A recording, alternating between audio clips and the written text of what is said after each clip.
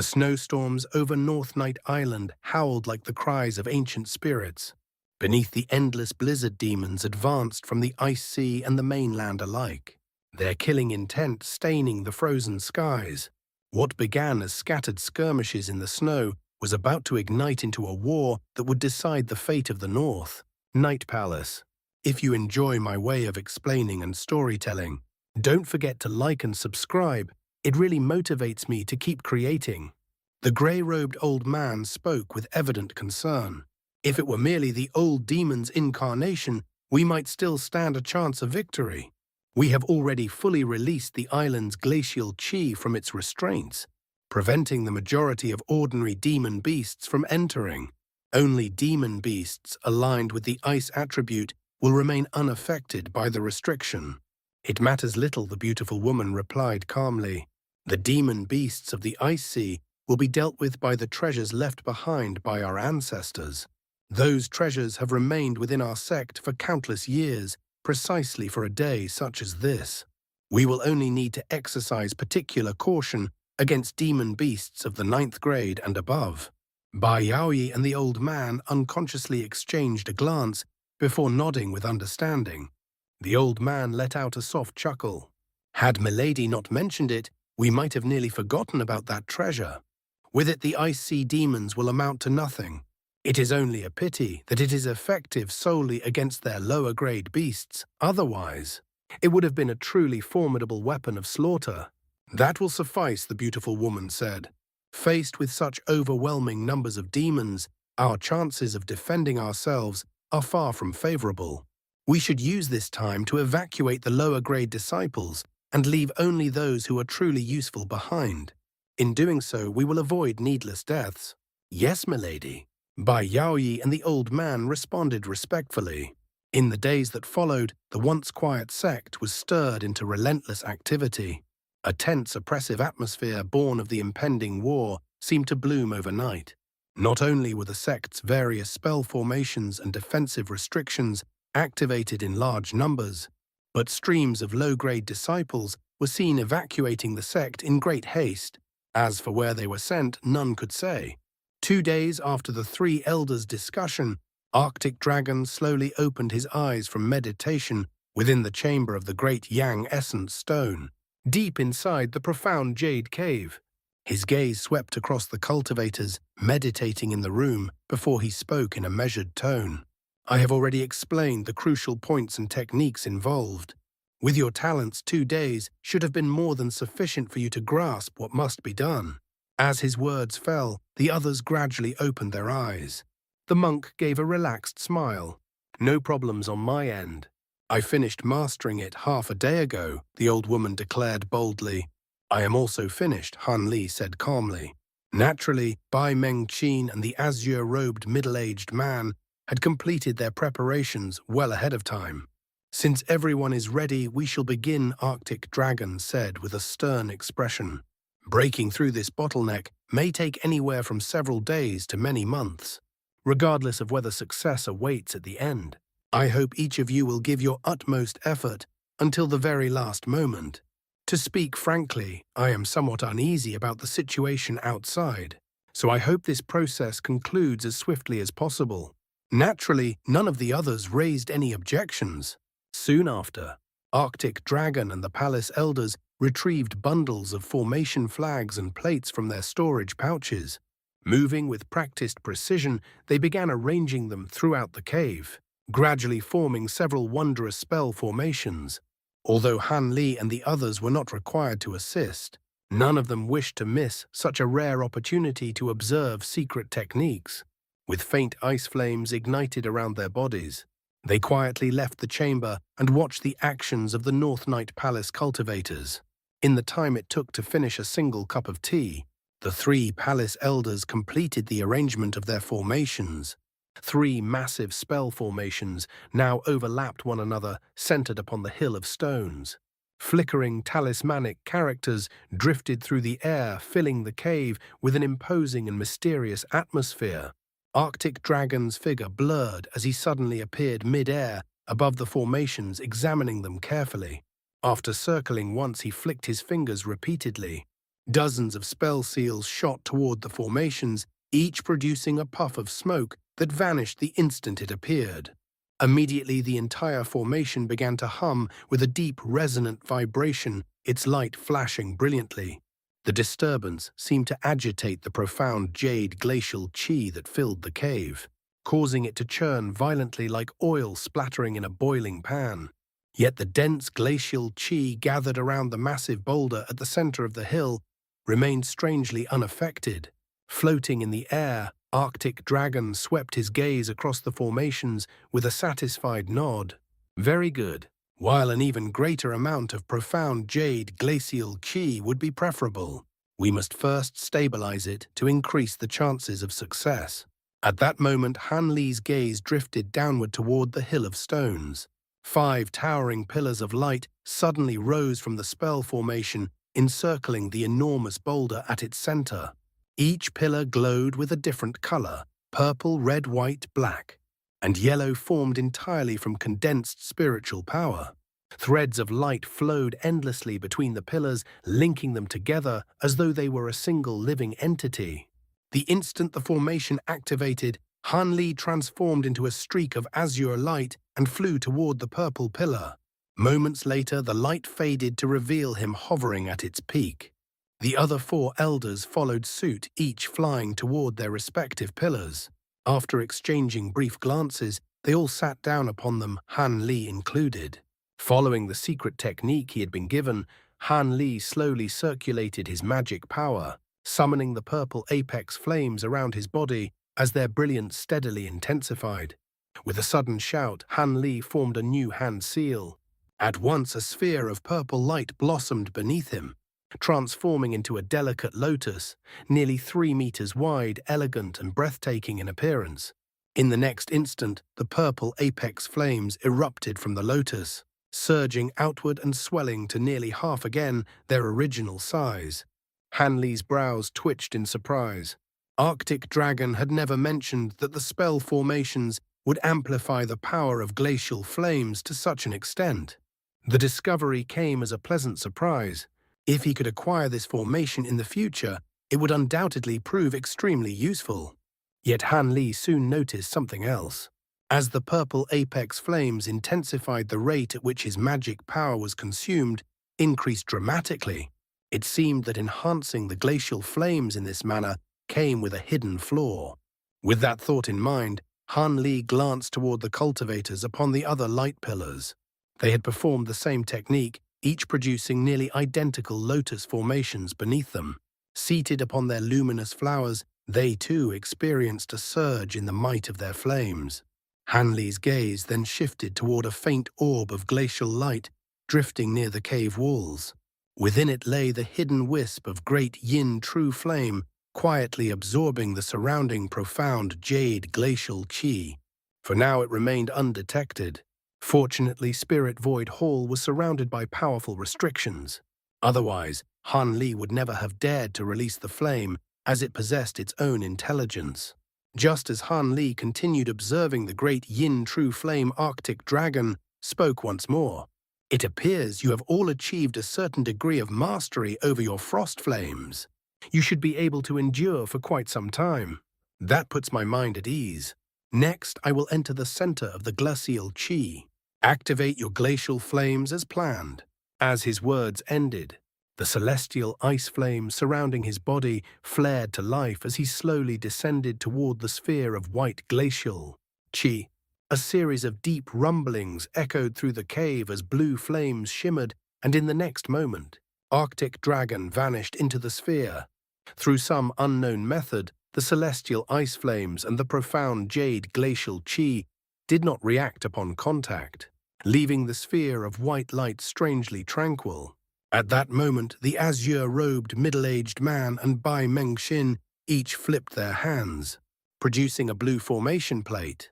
With practiced movements, they pressed upon the plate several times. Instantly, the surrounding spell formations gave rise to a shimmering barrier of rainbow light, enveloping all the cultivators present. Moments later, violent gales howled outside the barrier. Yet the radiant shield completely concealed the scene within and muffled the raging winds. Elsewhere in the cave, the previously turbulent glacial qi gradually calmed in response to the storm. Only one thing appeared out of place, a faint thread of scarlet flame hidden within a corner, silently devouring the surrounding glacial light. Time passed slowly. The gales continued to roar endlessly around the hill of stones, and apart from the relentless howling of the wind, no other sound could be heard. A week later, the demon beasts outside North Night Island finally made their grand appearance. They advanced from two directions at once, the mainland and the ice sea. Demonic qi surged through the air like a dark tide, accompanied by an overwhelming aura of hostility. Several clans and small sects resided nearby, but at the sight of such a terrifying force, they fled in fear without hesitation. Facing such a massive approaching army, North Night Palace quickly received word of their arrival. At the same time, they immediately lifted the restrictions on the island's heaven essence yin vein. In an instant, the island's temperature plummeted drastically. Violent glacial qi flooded the land, accompanied by relentless snowstorms. The demons from the mainland, most of them from Myriad Demon Valley, had long anticipated this response. Their low-grade demon beasts remained stationed at the outskirts of the island, patiently waiting for the island's reserves of glacial qi to be exhausted. Meanwhile, dozens of demon beasts above the 6th grade entered the island in organized teams. The majority of the demon beasts from the ice sea, however, feared neither the glacial qi nor the raging storms of North Night Island. Over 1,000 demon beasts surged directly toward North Night Palace. North Night Island itself was not particularly large yet. As the demon beasts invaded, they seemed to vanish into the endless snowy landscape. But the high-grade cultivators of the palace would never allow the demons to roam freely. Drawing upon the support of their spell formations and the island's boundless glacial qi, they swiftly launched their counterattack, moving to hunt down and slaughter the invading demons. Several nearly transparent demon beasts glided through the upper reaches of the raging snowstorm, advancing stealthily across the frozen wilderness. These creatures were known as glacial imps, beings born directly from glacial qi itself. Although they were merely grade 6 demon beasts, the merciless cold that froze the very air posed little threat to them. Instead, they moved through the storm with lively ease, like fish swimming effortlessly through water. Suddenly, the leading glacial imp halted. Several eyes opened along both sides of its body as it peered suspiciously toward a certain direction within the storm. The other imps immediately stopped as well, their many eyes turning to follow its gaze. In the next instant, the sharp sound of air being torn apart rang out. Several crimson threads pierced through the roaring winds. They flashed forward with terrifying speed, instantly penetrating the imps' bodies. Crisp, cracking sounds followed as their demon cores split cleanly in two. The lifeless bodies of the imps tumbled from the sky, dropping heavily onto the snow-covered ground below. A moment later, a silhouette slowly emerged from the heart of the storm. It was a female cultivator of the North Night Palace, cloaked in flowing white. Her emotionless eyes lingered on the drifting snow for only a brief moment before her figure blurred once again and vanished into the storm. 50 kilometers away, another scene was unfolding. A massive 6-meter-tall figure, with the head of an ox, strode across the glittering surface of a frozen lake. Two pitch-black horns jutted sharply from its head, while its thick fur shimmered faintly with streaks of blue light. A massive saber rested across its back, and its heavy steps caused its hips to sway with a somewhat ridiculous clumsiness. Yet if a human cultivator were to see this demon beast, they would not laugh in the slightest. For this creature was a grade 7 demon beast already on the verge of metamorphosis.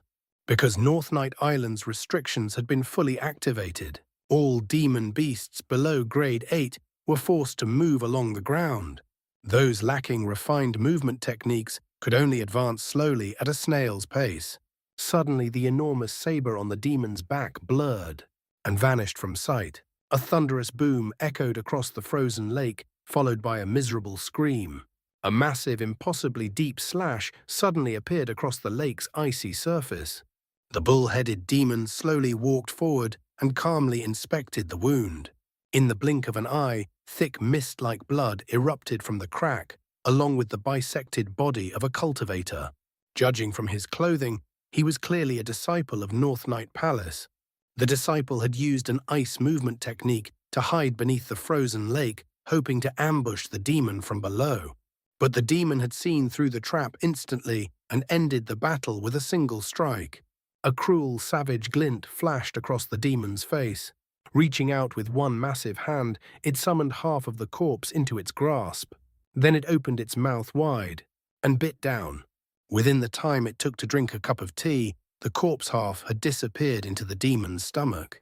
Similar scenes of slaughter unfolded all across North Night Island. Low-grade demon beasts were ambushed. Human cultivators were devoured. Yet every battle remained confined to the lower tiers between demon beasts below grade 8 and cultivators at the core formation stage or lower. The nascent soul cultivators and grade 8 demon beasts seemed entirely oblivious to these scattered skirmishes. One side remained within their frozen city of ice. The other continued advancing through the raging snowstorms. It was not that the high-grade demon beasts lacked the desire to slaughter the palace's weaker cultivators.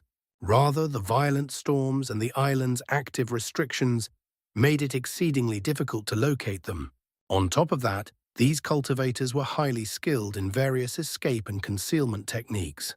Some of the North Night Palace cultivators even carried specialized magic tools capable of masking their scent entirely, making them nearly impossible to track.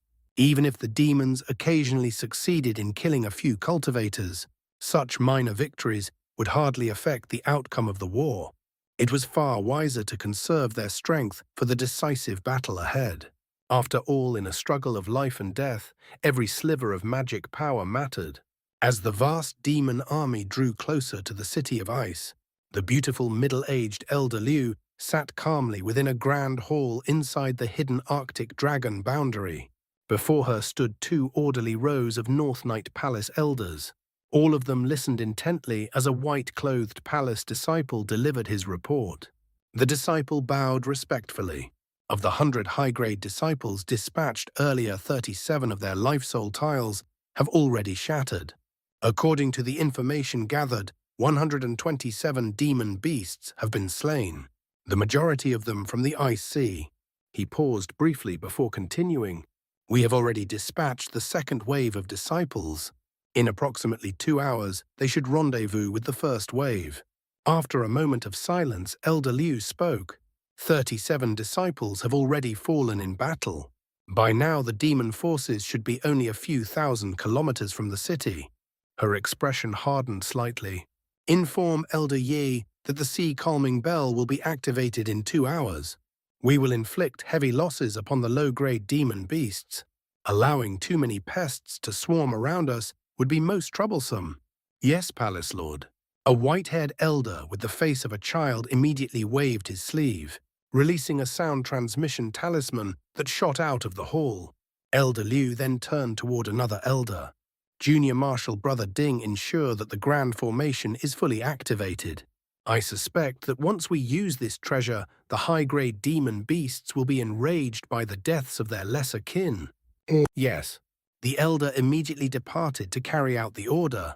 In addition, she continued to notify the disciples outside the city to remain cautious. The suppressive power of the sea calming bell will last no more than half an hour. Her voice grew colder. After it is used, it will require over 100 years before it can be activated again. Once the effect ends, all disciples must immediately return to the city and seal the secret teleportation formations. We cannot allow the demons to use them to infiltrate our defenses. As you command. With that, the hall burst into motion as the elders rushed to execute her orders. Hundreds of kilometers away from the icy city, a group of high-grade demons gathered atop a small ice mountain. They had arrived at the very edge of North Night Palace's massive protective formation. As they gazed at the glacial mist drifting before them, the metamorphosed demons wore solemn expressions. The demons were clearly divided into two factions. One group, numbering around a dozen, surrounded a tall old man and a small child. The other group consisted of more than 20 demons, escorting a slender woman dressed in silver robes. Strangely enough, these demons appeared almost completely human. Aside from a few subtle differences in their features, they looked no different from ordinary cultivators. Yet the hostility between the two groups was unmistakable. They regarded one another with undisguised contempt. The larger group wore savage expressions and rough garments made from animal furs. Some even left their chests bare. Various weapons rested either in their hands or across their backs, while storage pouches made from demon hide hung at their waists, though it was unclear why they did not simply store their weapons inside those pouches. These demon beasts radiated an unmistakable aura of violence as they glared at the opposing faction. A wide gap separated the two groups. If any cultivator were to encounter them, they would flee in absolute terror. For every single demon present had already undergone metamorphosis, standing at grade 8 or above. Among them, the old man, the child, and the silver-robed woman were all grade 10 demon beasts. Such a gathering of power could likely annihilate any of the 10 great sects of the righteous or devilish Tao in an instant. After all, high-grade demon beasts were naturally stronger than human cultivators of the same rank. The black-robed old man possessed a stern, square face and sharp, spirited eyes. His grey hair faintly shimmered with traces of azure light, giving him an air of quiet authority. Beside him stood the boy who appeared no older than 7. He possessed delicate features that seemed almost otherworldly. His irises glowed faintly red, and a subtle smile played across his lips. Opposite them stood the silver-robed woman. Her skin was as white as fresh snow, and her beauty was enough to topple kingdoms. Yet despite her breathtaking appearance, the powerful demons surrounding her did not dare meet her gaze. Instead, they lowered their heads as though gripped by fear. The old man chuckled softly. "Fairy Feng, I did not expect the cultivators of North Night Palace to truly go this far. They have actually released the glacial qi they accumulated for nearly 1,000 years." His eyes narrowed slightly. "I would very much like to see how they will respond when another great enemy appears in the future."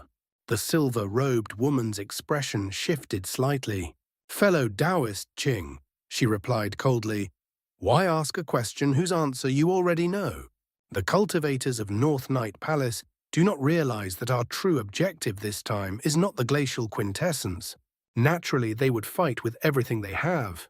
Before she could finish, the child suddenly spoke. Yet the voice that emerged from his mouth was aged and hoarse. "Still, I am rather surprised that fellow Taoist Feng would personally appear here. For over 2,000 years you have secluded yourself within the icy depths." The silver-robed woman turned her gaze toward him. "If it were not for the opportunity to ascend to the spirit realm, I would never have left my seclusion." Her eyes narrowed slightly. "And did you not also send your incarnation here?" The child chuckled, narrowing his eyes. "I did not expect you to agree to my proposal so readily." "How unexpected." His voice carried a trace of amusement. "It seems you have long been dissatisfied with North Night Island. Perhaps you have been waiting for the chance to exterminate Fairy Ice Soul's lineage in the mortal world." His smile widened faintly. "Fellow Taoist Fang, it appears you are relying quite heavily on the power of our myriad demon valley." Without betraying the slightest emotion in either her voice or her expression, the silver-clothed woman replied calmly. "Long ago, before Fairy Ice Soul ascended, she used her tremendous powers to freeze the ice-depth mountains for more than 100 years. Because of that, we were forced to avoid the cultivators of North Night Palace to a certain extent. But after so many years have passed, and now that this matter concerns ascension to the spirit realm, I have no choice but to take action." Her gaze shifted slightly toward the child. "Rather, Brother Che, are you not worried about losing your incarnation after investing so much effort into nurturing it?" The child burst into a rasping cackle. "If things truly unfold as you say, then this trip will be worthwhile, even if some sacrifice must be made." His crimson eyes gleamed faintly. "I simply did not expect that the most likely location for a spatial node would lie within a spatial tear inside North Night Palace's Spirit Void Hall." He paused before continuing. If I had not sent my subordinates to investigate the matter several times, I would not have personally come here. After all, North Night Palace is quite formidable. They will not be destroyed easily. The silver-robed woman glanced toward him again, her eyes flickering thoughtfully. A spatial node could only survive until now within a spatial tear as large as the one inside Spirit Void Hall. But I recall you saying that you have already searched the other possible locations and found nothing. She narrowed her eyes slightly. If we find nothing here as well, what will you do next? The boy fell silent for a moment before letting out a cold laugh. It's simple. His voice carried a chilling confidence. I will continue searching for spatial nodes. In ancient times, the ancient cultivators managed to discover them for themselves. Why should I not be able to do the same? The silver-robed woman sighed faintly. But we do not have much time left. Her gaze grew distant. It is said that you are the descendant of an ancient demon from the spirit realm. Not only are your abilities extraordinary, but your lifespan far exceeds that of ordinary demon beasts. She paused. Yet even you must feel the passage of time pressing upon you after all these years. Did you not already use a secret technique to seal your true body in order to prolong your life? Again the child replied with a darkening expression. Why do you ask questions when you already know the answers? The silver-robed woman sighed again and turned her gaze toward the distant grand formation. Her expression somewhat lost. You cannot continue ignoring this problem. You truly do not have much time remaining. Just a few days ago, I received news from the 5 Dragon Seas. Eccentric White Deer has already perished from old age. He was a descendant of a heavenly spirit beast and had cultivated ever since the ancient war against the human cultivators. Her voice softened slightly. Ordinarily, when one's lifespan nears its end, they seal their true body to preserve what little time remains. But that is merely a hollow existence life without purpose, leading inevitably toward death.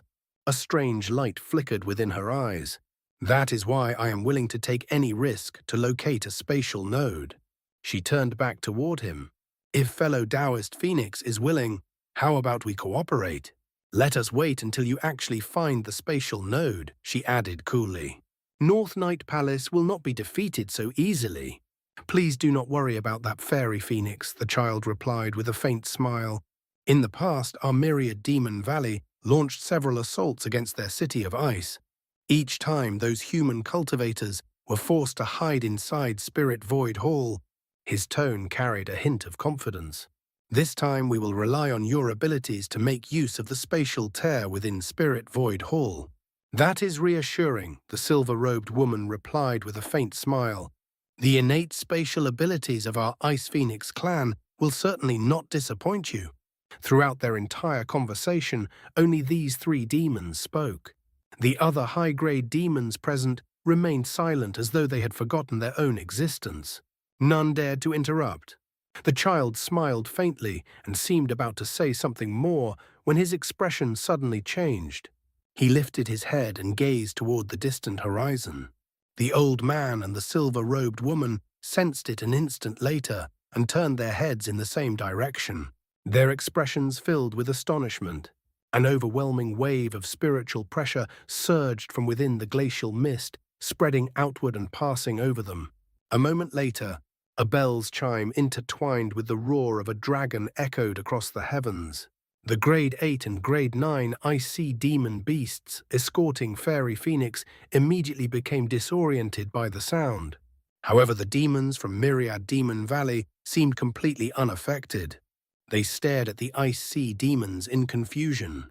Although the silver-robed woman was a Grade 10 demon beast, the bell had little direct effect on her. But the moment she heard its sound, her face changed drastically. The sea-calming bell, she shouted furiously. That is one of the sacred treasures of the Ice Sea clan. So it fell into Fairy Ice Soul's hands back then. The old man and the child exchanged a glance, their expressions revealing their surprise. Fortunately, whatever influence the bell had upon the metamorphosed Ice Sea demons lasted only a brief moment. The affected demons immediately released their demonic chi and activated their protective treasures. dispelling the bell's influence almost instantly, though a faint dizziness still lingered. Seeing this, the silver-robed woman's tense expression relaxed slightly, but in the next instant her body blurred. As though remembering something, she shot into the air as a sphere of dazzling light. Moments later, the light burst outward, releasing countless thin streaks of brilliance that scattered across the sky before vanishing. A moment later, the glow faded. The woman slowly descended back onto the ice mountain, her complexion somewhat pale. The old man frowned slightly. Did something happen? Fairy Phoenix seems to have expended quite a bit of magic power, searching with her spiritual sense. The woman snorted coldly. An icy glint flashed within her eyes. At the same moment, North Night Palace activated the sea-calming bell. They dispatched a large number of cultivators to slaughter our low-grade demons. I could only sense a small portion of the battlefield, but many of them have already been killed. Is that so? The child asked thoughtfully. Long ago, I heard rumors of a peculiar treasure capable of suppressing the bodies of ice-attributed demon beasts. Could that treasure have been the sea-calming bell? He frowned slightly. But how did it end up in the hands of those human cultivators? The woman let out a deep breath before regaining her composure. Number. That treasure is not nearly as powerful as the legends claim. It is merely a replica of a spirit treasure. Demon beasts of grade 8 and above can easily resist its influence by circulating their magic power, but lower-grade demons will suffer a severe weakening of their strength. Her voice turned colder. The treasure disappeared mysteriously when Fairy Ice Soul froze our Profound Depths island. The old man stroked his beard thoughtfully. It seems Fairy Ice Soul left it behind specifically to restrain your Ice Sea clan. He glanced toward her. What do you plan to do now, fellow Taoist Phoenix? Will you send someone to rescue your subordinates? After pondering briefly, the woman shook her head. There is no point. The sea-calming bell's effect lasts only a short time. By the time we arrive, everything will already be over. Even if all my subordinates were to perish, it would not damage the strength of my clan in the slightest. Her eyes narrowed sharply. Besides, that outcome is impossible. Even with the aid of the sea-calming bell, they would be fortunate if they managed to kill even half of them. She paused. However, her voice grew icy. I will remember this despicable act. Listen well. When we break into North Night Palace, we will slaughter every low-grade cultivator that remains outside Spirit Void Hall. The Ice Sea demon beasts accompanying her immediately responded with heavy grunts of acknowledgement. The child chuckled softly. That is acceptable. Let us begin by destroying the formation. Our low-grade followers from Myriad Demon Valley will not be affected at all. Once the glacial chi disperses, we will lend our strength. He narrowed his eyes. But first, we must destroy their grand formation. With that, he opened his mouth and spat out a ball of black chi. The chi twisted and condensed before them, revealing a small grey formation flag. The silver-robed woman's heart stirred when she saw it, and she examined it carefully. The flag was barely 6 inches long, enveloped in a faint grey glow. Countless phantom images of demon beasts moved across its surface. Despite their ferocious appearances, the flag itself emitted no sound at all. The silver-robed woman stared at the banner before glancing toward the child. Could this be your valley's myriad demon banner? The child smiled proudly. Fairy Phoenix truly has sharp eyes. This banner has been nurtured within demonic chi for tens of thousands of years. Its power is beyond imagination, although my incarnation cannot unleash its full strength. With your assistance, their grand formation will not last more than a few days. He brought his hands together and struck the banner with a grey spell seal. Grey light burst forth as the small banner began spinning rapidly in the air. The countless demon beast phantoms upon its surface stirred violently. Seeing this, the silver-robed woman nodded and shouted a command. The demons accompanying her shot into the sky, releasing demonic mist and magical treasures. The old man likewise issued a chain of commands with a cold expression. The members of Myriad Demon Valley also rose into the air, releasing their own treasures. In the next instant, Demonic wind surged wildly, engulfing nearly half the sky. The child burst into loud laughter at the sight. Yet moments later, his expression turned solemn as he began chanting a strange incantation. The myriad demon banner rapidly expanded in response to his spell. The chanting continued for the time it took to drink a cup of tea. By the end of it, the banner pole had thickened to the width of a meter and stretched upward to a towering height of 300 meters. Every demon phantom upon the banner appeared lifelike, as though they might leap free at any moment. "Go!" the child roared thunderously. Violent roars erupted from the demon phantoms upon the banner.